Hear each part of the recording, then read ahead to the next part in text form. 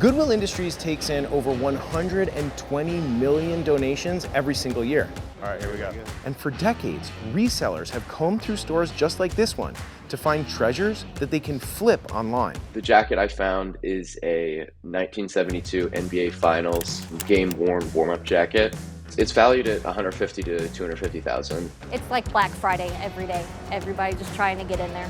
A booming resale economy is helping more Americans turn secondhand finds into full-time businesses. Okay, so this is the morning rush. There's not that many people here, but you see how people are hustling. Let's go. But now, big scores are getting harder to find. That's because Goodwill has gotten smarter about how they pull valuable items out of their donation stream. To be honest, we try to cut out the reseller as much as possible.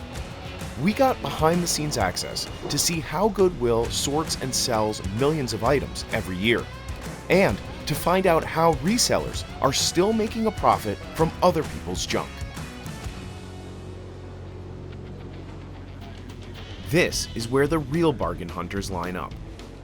About 80% of the people at this outlet are resellers looking for low-priced items they can flip.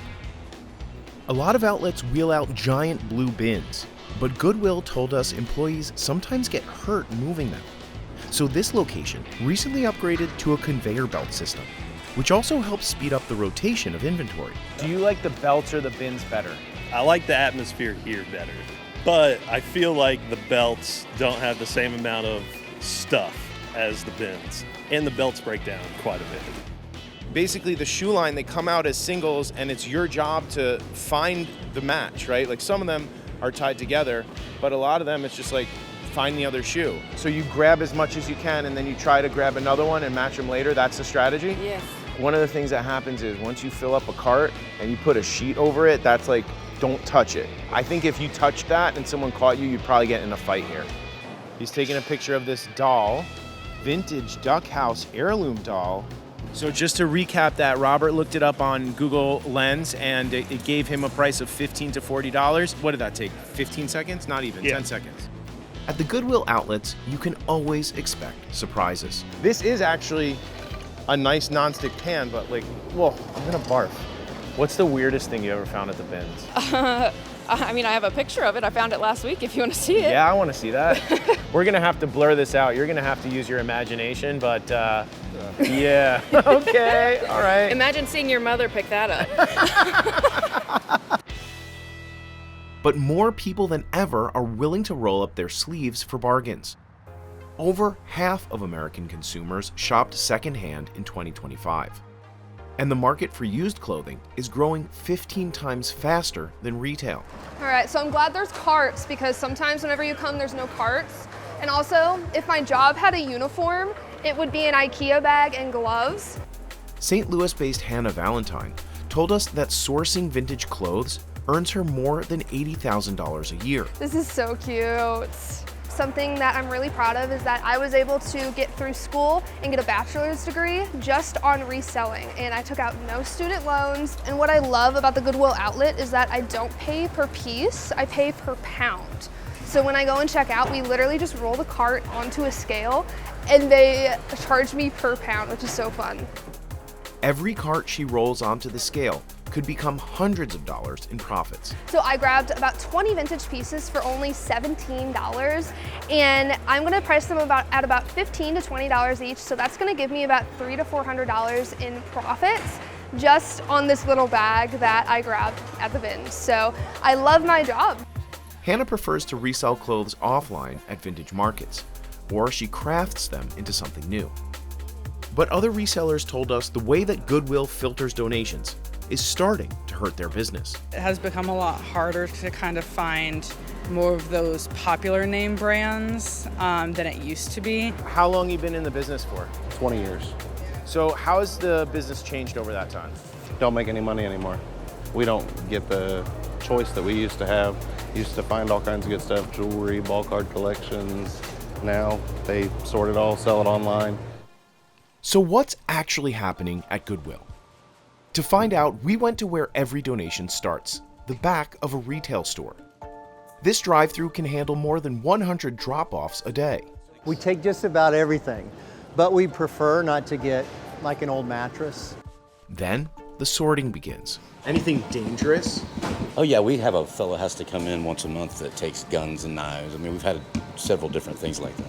Mainly everything's $4.99. Nike, Adidas, Under Armour, everything like that gets uppriced. For most of Goodwill's history, the stuff you dropped off would get cleaned, priced, and put out on the retail floor. But now, workers look items up online and cherry-pick the ones they know will fetch top dollar at online auctions. They have this little station here in the back of the retail store. It's organized into bins, and you've got a guy on a computer over here listing it directly to shopgoodwill.com. And last year we had a 26% increase in e-commerce sales, which we're really grateful for and proud of. On its website, you can now find rare collectibles. This one is signed by Matt Growing. Jewelry. This is our thermoscientific tester. So we just go ahead and take the item and then we just place it right on there. And watches. Just in the past year, we sold a $20,000 Rolex. And workers now have AI tools that make them more than twice as fast at listing items. The AI generates a title and description based on the photos that we take, and the AI is also going to generate the shipping dimensions for us based on the dimensions of the item. Merchandise only stays in a retail location like this one for about 4 or 5 weeks. After that, it's headed over to the outlet. Where I'm standing right now are piles of what they call gaylords. Each one of them has items and material that came from retail stores and didn't sell. And this place alone handles 10,000 of them every year. This is just a sliver of the amount of stuff that people donate every year. This is a box of like books and DVDs. Where is this stuff gonna go? We sell them too. Yeah. Like the way we sell the plastic and the textiles, we also sell them by the gaylord, but they also go on the belts. Forklift operators tip the contents of gaylords onto this conveyor belt all day. And workers have just a few seconds to scan each load for dangerous items or things that might sell online. I'm in the back area of where they're pulling stuff for e-commerce, and I'm just gonna read to you some of the categories that are here. Reborn baby dolls, okay, I'm sorry, a little creepy. Pokemon has its own bin, which makes sense. Paw Patrol, mini brands, Polly Pocket, Calico Critters. Hot Wheels has its own bins. One thing that people have been pointing out online is that Carhartt is very popular, and we've got some Carhartt hats here and some Carhartt jackets. Goodwill's thrifting operation shows no signs of slowing down. They're the biggest player in North American thrift. In fact, they're probably the biggest player in the world. The nonprofit had a record year in 2025, closing with nearly $7 billion in revenue. People are coming in droves, and we greatly appreciate that. And last year, Goodwill's online store did $450 million in revenue. So as big scores dwindle, many resellers like Baltimore-based Maggie Weber have shifted to live selling. I love it because for me, it's a hangout. There are people who will come to my shows, which can last 4 to 6 hours sometimes, and people just hang out with me.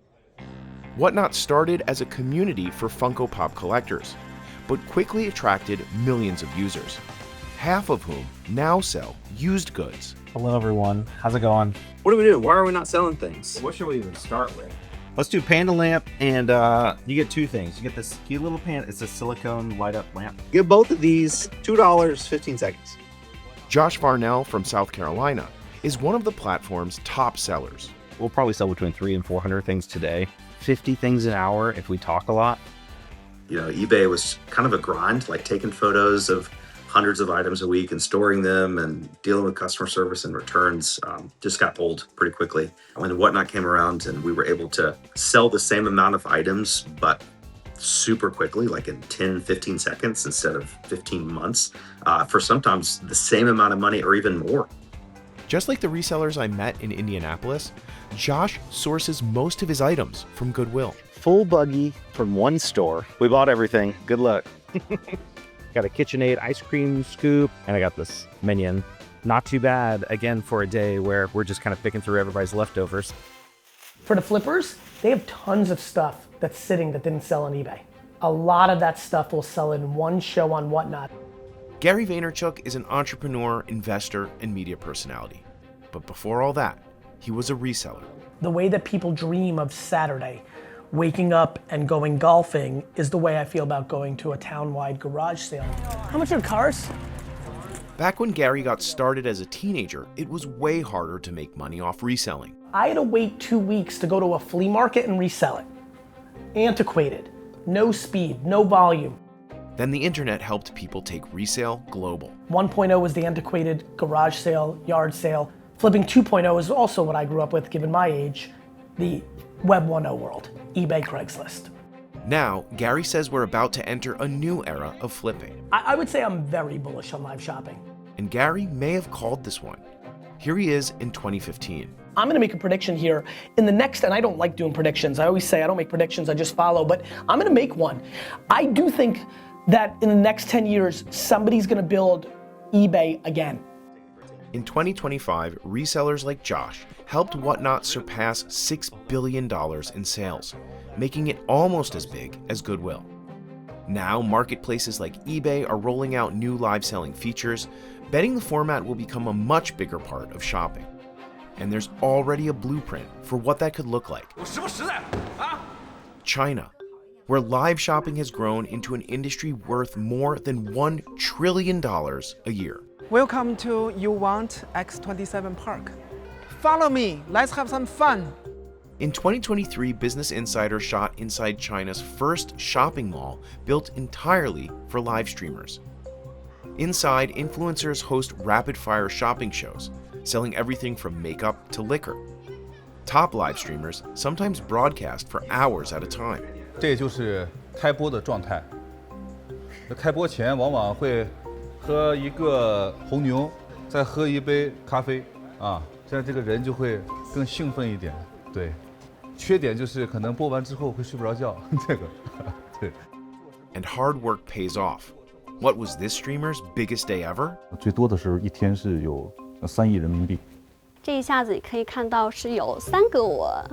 And presenters use AI avatars to host multiple live streams at once. 这个 AI 直播的话，大家可以看到这个界面这块的话是我们输入进去的一个我们的脚本话术，然后这块的话是通过我们当时去做这个的时候，然后会通过我整体的一个形象，然后我不同的这个表情以及我的整体的这个肢体的语言，然后去录制一些视频。She's one of our top live streamers. You know, she's gone from being able to do 4 or 5 hours a day to up to 350 hours a day. For now, live shopping in America is just a fraction of what it is in China. And Goodwill remains the biggest force in thrifting. So what happens to donated items after they've gotten one last shot at the bins? There's a couple things that happen after the outlets.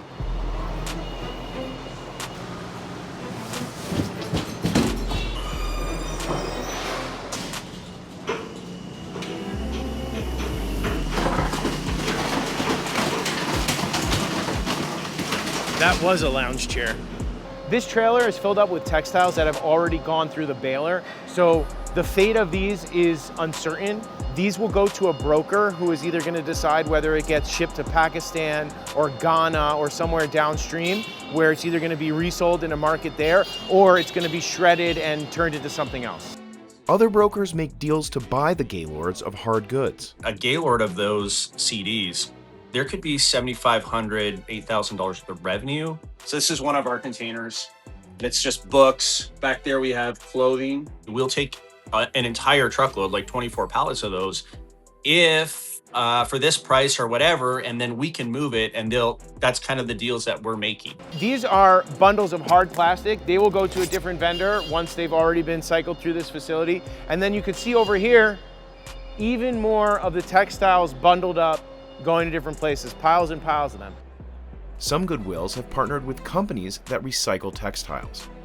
And for some resellers, keeping clothes out of landfills is just as important as making money. We need everybody in St. Louis, everybody in the United States, everybody in the whole world needs to buy secondhand clothing because the fashion industry is the second most polluting industry right next to oil. For others, the thrill of a big flip keeps them in the game. It was about $7,000 to $8,000 worth of Pokemon cards, and I only paid $100 for it. A $50 original iPod that was factory sealed, and that ended up selling for $6,000. I sell packs of 3 vintage Hanes Whitey Tidies sometimes for $70 or $80 a package. I know some people say the bins are worse than they used to, and I think that's just because, yes, there are more people, and so you're gonna find less really cool items on average, but I still think that there's a lot of high quality stuff at the bins that you can find. In fact, Quinn Brown landed the biggest score of his life after another shopper passed on it. I saw some other kid holding up a Lakers jacket that I knew looked good, so I kind of stood next to him, and he ended up throwing it right in front of me. It turns out this jacket was actually worn by Wilt Chamberlain during warm-ups for the 1972 NBA Finals. It sold at Sotheby's for $90,000. I know I can use this money to invest in my future. So even as Goodwill gets better at spotting valuable donations and more people compete for what's left, there's still plenty of money to be made. The people that say it's getting saturated that are resellers are just ones that deeply don't want competition. They liked when they went to the Goodwill store and there was a good bunch of stuff, and now they see 10 more people like them, they're like, this stinks. Well, tough shit, that's how it works. Central Perk shirt. That's a coffee shop that was in Friends. The strategies keep moving, right? Keep moving, but be thorough. It's like a work vest thing. No, that's destroyed. This is not good, it's filthy. What is this? This literally belonged to someone's grandpa. There's no way that a grandpa didn't wear that. I hope this is from a fish tank. Oh, I'm having too much fun doing this.